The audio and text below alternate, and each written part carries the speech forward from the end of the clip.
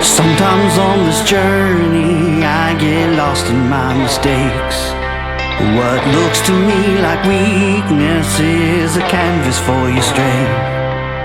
My story isn't over, my story's just begun. Failure won't define me, 'cause that's what my Father does. No, failure won't define me, 'cause that's what my Father does. Ooh, lay your burdens down. Ooh, here in the Father's house. Check your shame at the door, 'cause it ain't welcome anymore. Ooh, you're in the Father's house.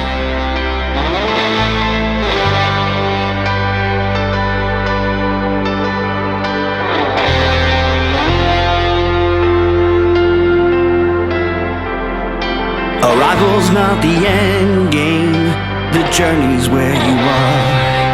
You never wanted perfect, you just wanted my heart. And the story isn't over if the story isn't good. Failure's never final when the Father's in the room. No, failure's never final when the Father's in the room.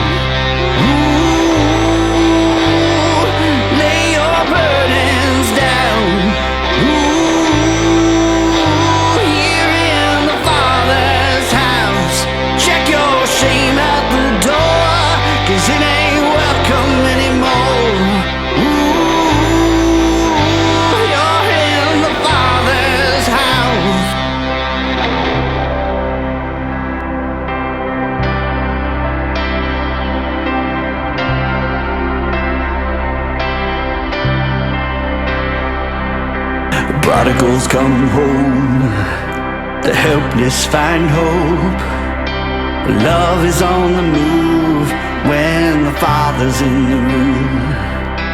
Prison doors fling wide, the dead come to life.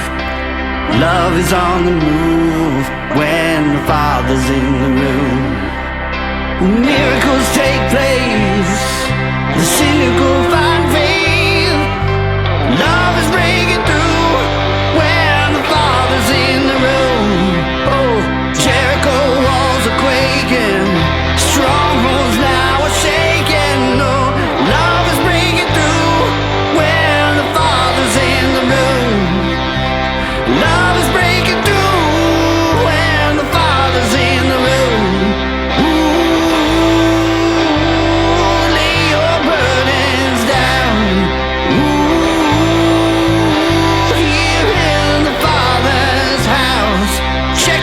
Shame at the door, 'cause it ain't welcome anymore. Ooh, in the Father's house. Ooh, lay your burdens down. Ooh, here in the Father's house. Check your shame at the door, 'cause it ain't welcome anymore.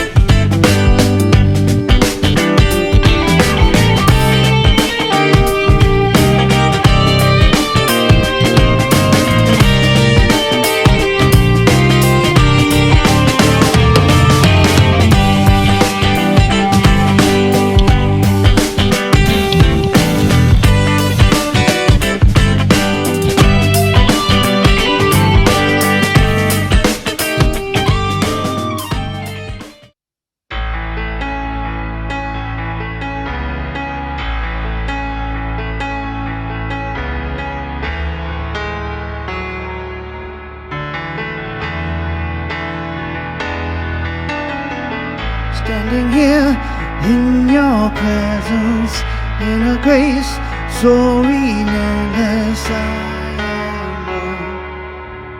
by perfect love, wrapped within the arms of heaven, in a peace that lasts forever, seeking deep in mercy. See, I'm wide awake, drawing close, stirred by grace, and all my heart is yours. All fear removed, I breathe you in, I lean into your love. Oh, your love.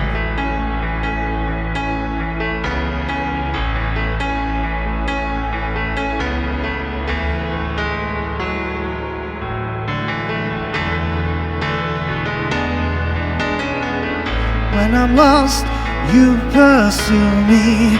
Lift my head to see your glory, Lord of all. So beautiful. Here in you I find shelter, captivated by the splendor of your face. My secret place, I'm wide awake, drawing close, stirred by grace, and all my heart is yours. All fear removed, I'll be in, I lean into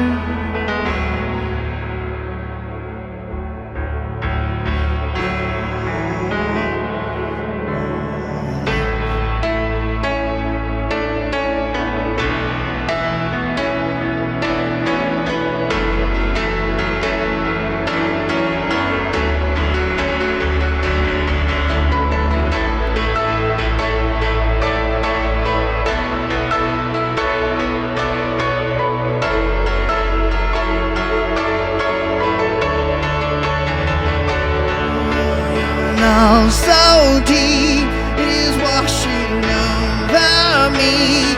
Your face is all I see. You are my everything. Jesus Christ, you are my one desire. Lord, hear my only cry, to know you all my life. Your love so deep is washing over me. Your face is all I see. You are my everything. Oh Jesus Christ, you are my one desire.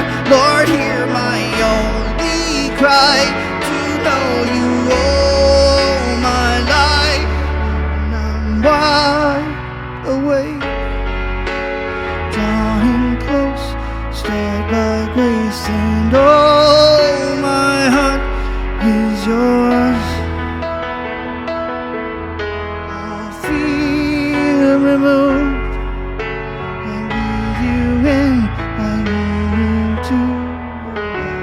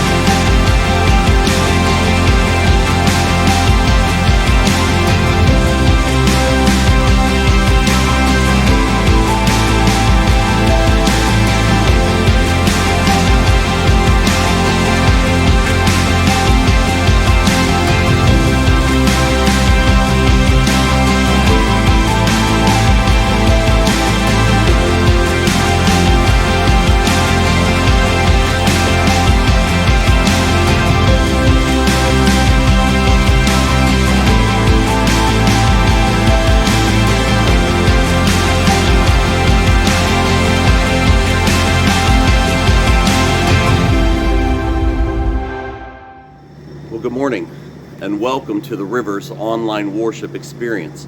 My name is Dean Ward and I'm the lead pastor of the River, and I so appreciate you choosing to join in with us for our service here this morning. I want to welcome both the River, our New Kensington campus, and also the River Franklin Park to this service today. And I'd like to invite both campuses, everyone viewing, to just take a minute and share this on whatever social media platform you're watching it on. If you're watching it at 10 a.m. or after on Sunday morning on our Facebook pages, I want to invite you just to share it. If you're watching it on YouTube, please copy the link and share it with your friends, your relatives, your neighbors, your co-workers, with anyone that you think would help. This would be helpful. And here's the thing. If you would share this every week with them, then when there's one that you really want them to hear that shows up, they won't think you're specifically talking about them. Okay, there you go. Hey, I am filming today outside a pool. This is a beautiful, magnificent pool. But I want to get in the pool, but I can't. I've tried to get in the pool. I called the front desk of the establishment, and they told me the pool's not open. And I said, well, can I just go in the room of the pool? And they're like, no, maybe you didn't hear, the room's not open. I thought about calling a locksmith and trying to break into the room, but since I'm a pastor, and actually since I'm a follower of Christ, since that would be illegal, I'm not going to do that. But I really, really want to get into the pool, but I can't. I don't know if you've ever been at a place where you've really wanted something to happen and you've just given up. You just said, this is impossible. This isn't gonna work. Well, today we are in, I believe it would be part 6 of our series of messages just simply called Questions from God. And today we're looking at this question that Jesus asked a lame man sitting beside a pool. This simple question, and it's the title of the sermon: do you want to get well? This story is in John chapter 5. And I would like to just read the progression of this story as it goes. We'll begin at verse 1. It says, sometime later than what? Well, you have to read chapter 4 to find that out. Sometime later, Jesus went up to Jerusalem for one of the Jewish festivals. Now there is in Jerusalem, near the Sheep Gate, a pool, which in Aramaic is called Bethesda. Now, this story is known as the healing at the pool of Bethesda. And I love that name, Bethesda, that word Bethesda. I've often wondered about it because Walter Reed Naval Hospital is often referred to as the Bethesda Naval Hospital, and because it's in Bethesda, Maryland. But this word Bethesda, it means house of mercy or house of grace. And definitely mercy and grace shows up here today at this pool. And which this pool is surrounded by 5 covered colonnades. Here a great number of disabled people used to lie: the blind, the lame, the paralyzed. Now you'll notice on the screen that verse 4 doesn't really appear. It goes straight from verse 3 to verse 5. Well, that's because verse 4 is thought to have been added by a scribe to help make sense of why these people were around the pool. The reality is, in the oldest manuscripts we have available to us, this notation of verse 4 is not included. But I will include it just to help us understand. It's mentioned that it's thought that the scribe did this to help give some context to why all these people are around the pool, and I will share the deleted verse 4 with you to help provide that context as well. The deleted section of this says, "And they waited for the moving of the waters. From time to time, an angel of the Lord would come down and stir up the waters. The first one into the pool after such a disturbance would be cured of whatever disease they had."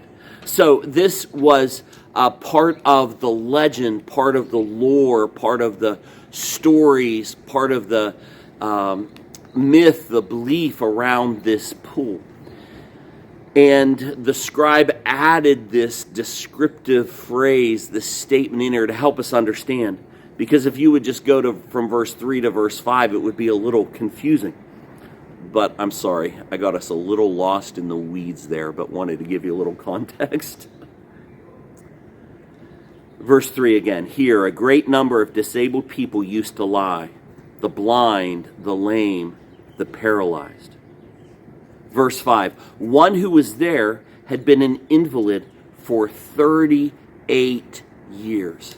Now, for me, 38 sounds young, especially at the age that I am. But I cannot imagine 38 years that this man endured as an invalid, unable to walk, lying on his mat at this pool for 38 years. When Jesus saw him lying there and learned that he had been in this condition for a long time, he asked him, "Do you want to get well?" That's a very powerful question. Oh, on the surface, that may look like, well, of course. That's an unnecessary question. Of course I want to get well. But what's interesting is to see how this man had given up hope to the point where getting well wasn't even on his radar screen, wasn't even a consideration. What was his desire to explain why he wasn't well. If you're wondering what I'm doing, why the pause, my alarm went off on the phone, and when I'm filming by myself, I had no way to avoid that happening. Even though I turned all of my sound and volume down, my alarm volume still stays on even when I do that, and I didn't realize it. This man was filled with excuses. If you look at his response when Jesus asks him, he said, "Sir," the invalid replied, "I have no one to help me into the pool when the water is stirred." It's like he wants to play the excuse game. I can't do it. I have no one to help me. Here's why. No one is willing to help me. He comes up with this justification, this reason. He continues,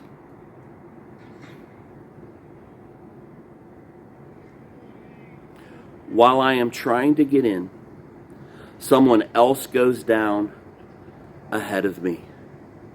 Almost as though he could be perceived as blaming others. Like, no one will help me. Everybody jumps over me. Everybody gets in before me. I've been here for 38 years. It's never worked out for me. I've never experienced the healing that I believe others have experienced.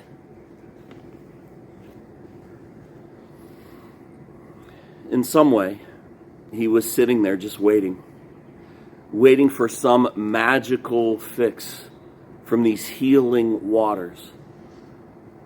And they brought him no healing. I don't know about you, but is there anywhere in your life that you have been waiting for healing?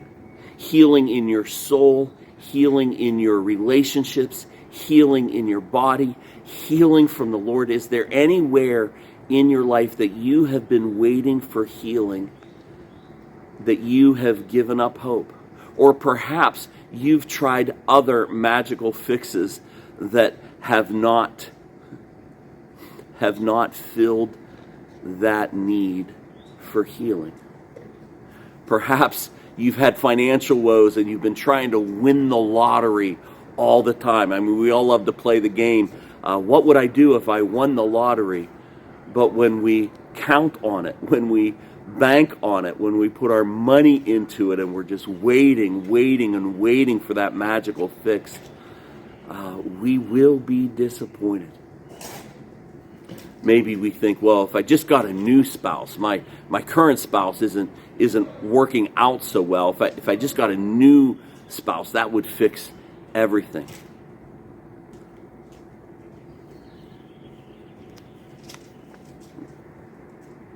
If I just buy that piece of exercise equipment that I watched at 2 a.m. on the infomercial, then it will happen. I want to invite us to look at the magical fixes that we're just waiting for, hoping for, and passively letting healing pass us by because we're looking for a magical fix.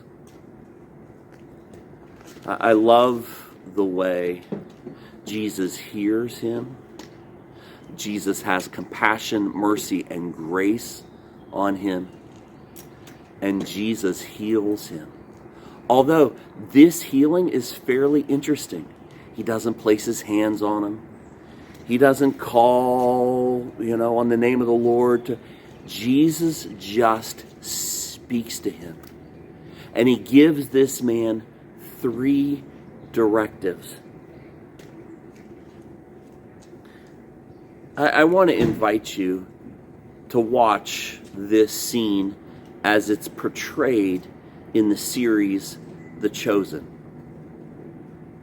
Season 2, episode 4, is the episode that tells the story, and it does it visually in such a compelling way. We watched this in our small group at the river a week ago, and it was riveting.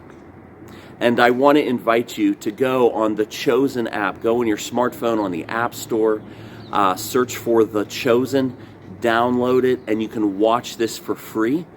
They're also on YouTube as well, Prime Video, other locations.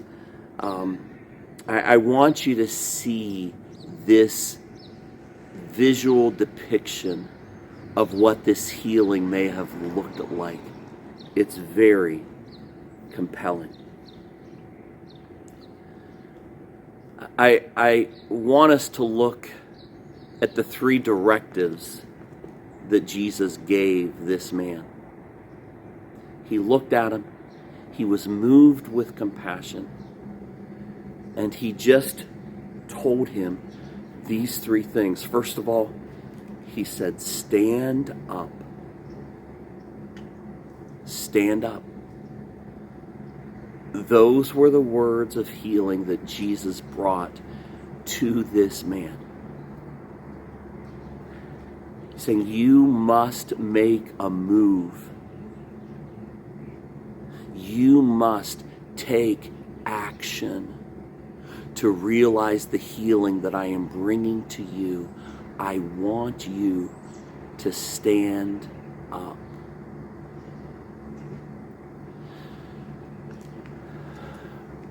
Where in your life have you been making excuses where you need God's healing? Where in your life have you been negligent in taking those steps of action to experience the healing that the Lord has available for you?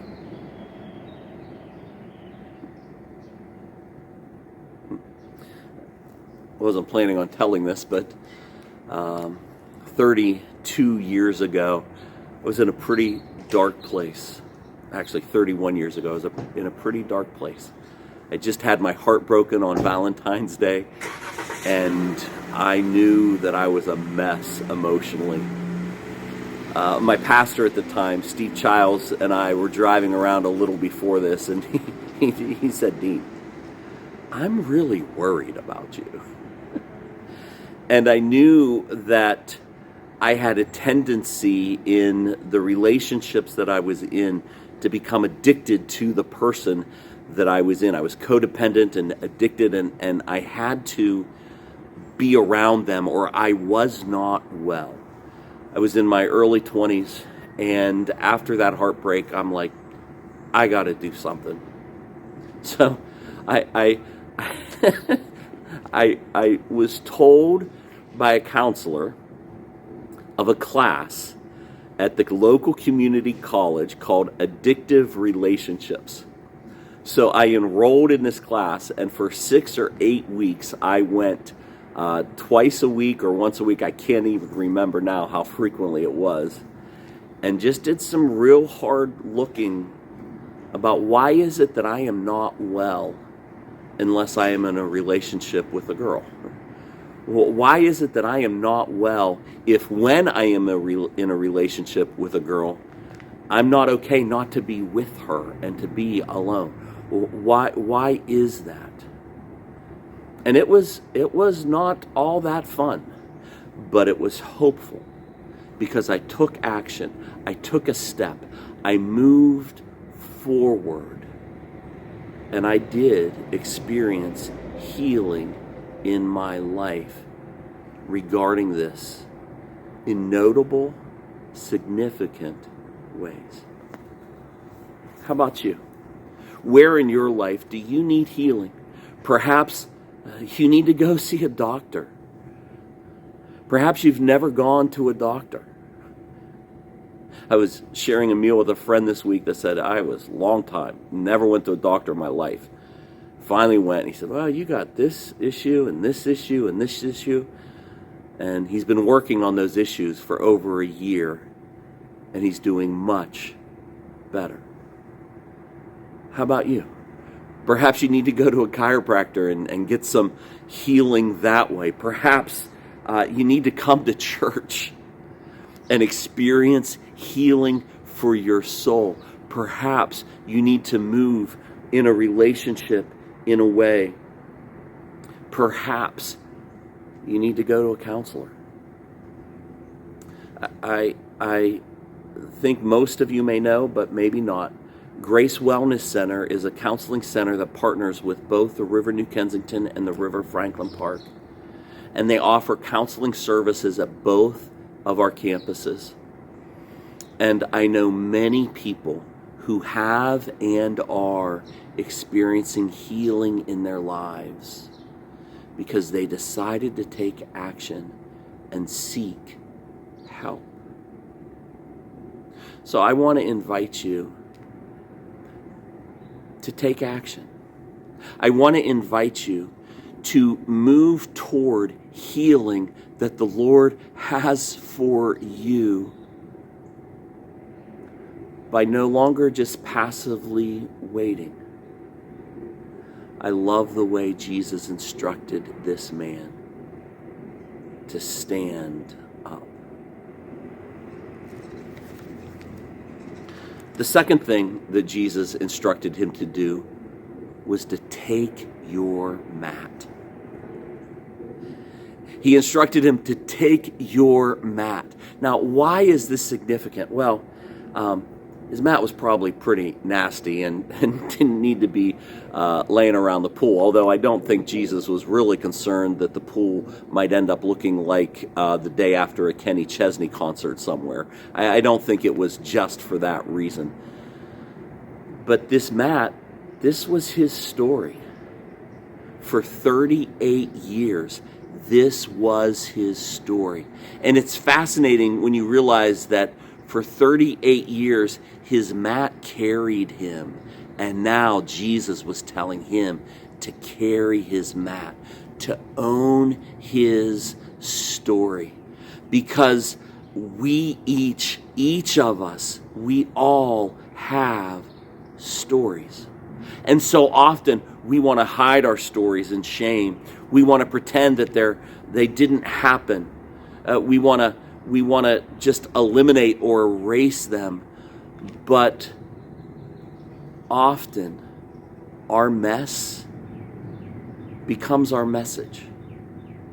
And Jesus was instructing him, take up your mat, because you are no longer bound by this past. You are no longer carried by your mat. You are carrying your mat. I want to invite you to own your story and allow God to redeem your story in a way that blesses, helps, and encourages others. I want to invite you to just take a moment and watch this video, just simply called Our Stories. Our stories are a collection of moments tucked away deep inside our hearts and minds. Moments from the past. For some of us, what happened in the past can limit our present or cloud the future. We hear a voice from within, a voice that says, you are damaged goods. You are disqualified, weak. What this world sees as broken, Jesus sees as beautiful. Where culture sees defeat, Jesus sees potential. What society labels as rejected, Jesus offers redemption. The Bible tells us that Jesus uses the weak to shame the strong, and the foolish to shame the wise. When we're at our weakest, that's the very place we can tap into the strength of God. It's in this new perspective that we realize our past doesn't have to define us any longer, because we are the community of those who couldn't make the cut, the gathering of those not good enough. So may your grief bring about His goodness. May your pain bring out trust in His promises. The past that brought us shame can find renewal in one name: Jesus.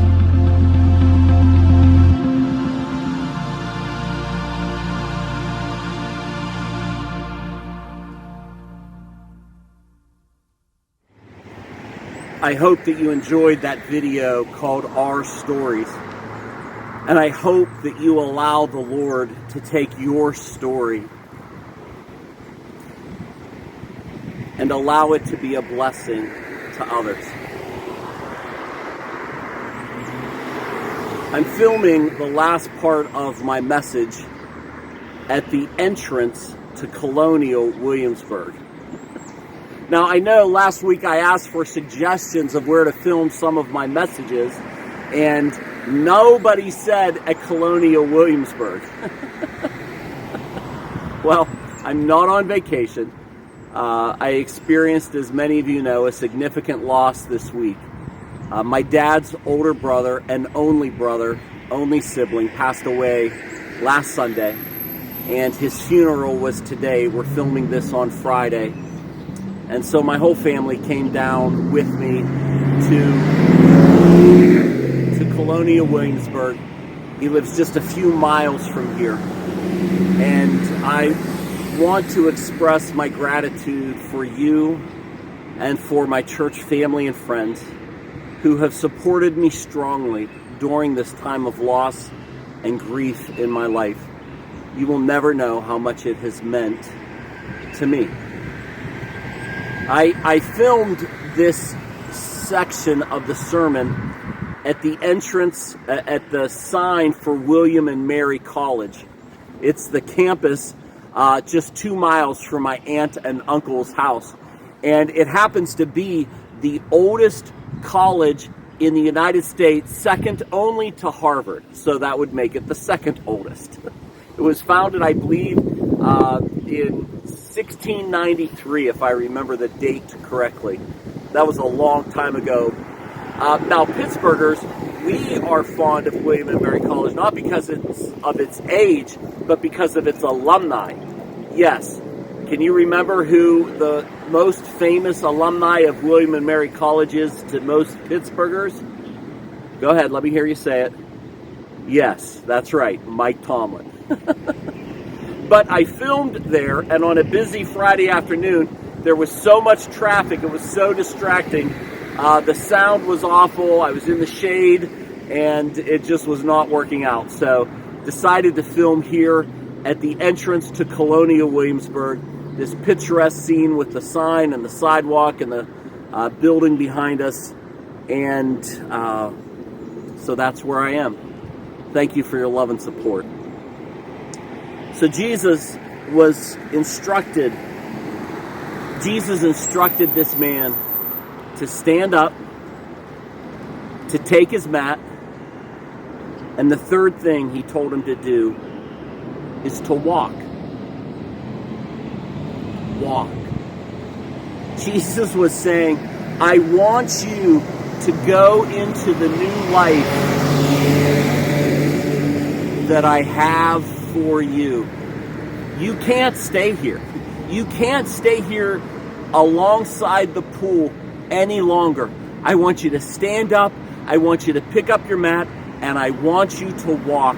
I want you to walk into this new life I have for you. I love the way this story, this healing wraps up. Verse 9, it says, at once. He didn't wait any longer. At once, the man was cured. He picked up his mat and walked. At once, the man did exactly what Jesus had instructed him to do. He picked up his mat and walked.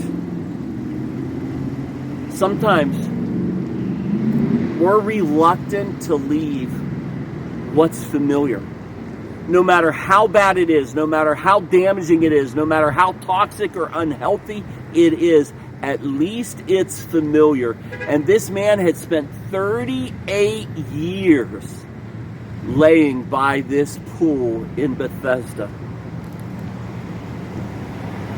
But don't let our hesitancy to leave what is familiar to keep us from exploring this abundant life that God has for us. Well, what if the man had said, thanks for the healing, Jesus. Now I can jump up and run into the pool faster than anyone else. But he stayed at the same place. What if he said, thank you, Jesus, but I'm good. I'm now going to just walk over and get a lawn chair and hang out by the pool for the rest of my days. This man was filled with new life and healing because of Jesus Christ, and he took advantage of that. Immediately, he got up, he picked up his mat, and he walked.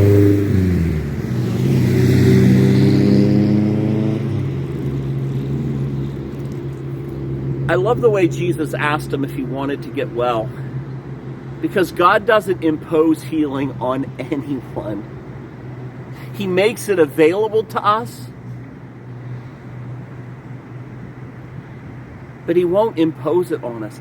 He asks each of us, do you want to get well? So where is it that you need to get well? Is it in your finances? Are your finances such a mess? Jesus is inviting you to get up, pick up your financial mess, and walk. Walk to somebody that can help you. Walk to somebody that can help you make sense of the mess that you've made and reorder your financial world. Perhaps it's relationally where you need healing. And Jesus is inviting you to get up, pick up your mat, pick up the mess, and walk. Walk toward healing. If reconciliation can be accomplished, then move toward that. If it would be damaging to you, put you at risk, then take a different path, but find healing in your relational world through Jesus Christ. Perhaps, as I mentioned earlier, physically, you've not given any attention to yourself physically. I want to invite you to get up, pick up your mat, and get the attention that you need. Go to an expert, someone who can help you navigate your physical condition and the better health and life that God has available for you. Perhaps you haven't been to church in years or decades. Maybe you've gotten just real sloppy with assembling together. I want to invite you to come back in the building. And I invite you to this because it's good for our souls. It's good for our souls to gather together, to worship the Lord, to be in community, and learn and grow together. Now perhaps you're saying, I'm beyond that. I'm a lost cause. My faith is a mess. I'm sure God has given up on me because I've given up on myself. Well, just note, in this story, we have no account of the spiritual condition of this man. We don't know if he had faith or not. It's not obvious one way or another. But notice Jesus didn't come to him and said, fix your faith. He didn't come to him and say, I'm the Son of God. Accept me into your life. That wasn't his first move. He brought healing to someone who we have no idea may have had little or no faith whatsoever. So please, don't make an excuse for yourself that you're too bad, too unworthy, too much of a mess. You are the one that Christ came for. So I just want to ask, do you want to get well? If so, I want to invite you. Stand up, pick up your mat, and walk. Let's pray. Father, I pray for each one of us here today. Father, I pray that you would bring healing in our lives where we need it. And I pray, Lord, that we would follow your calling, prompting, leading, to not just passively wait, but to actively pursue healing in and through you. And may we courageously move in to what is not familiar, but what is good. We pray in your name. Amen. Thanks, everybody. Great to be with you. I can't wait to be again with you next week in local New Kensington. Love you guys. Bye-bye.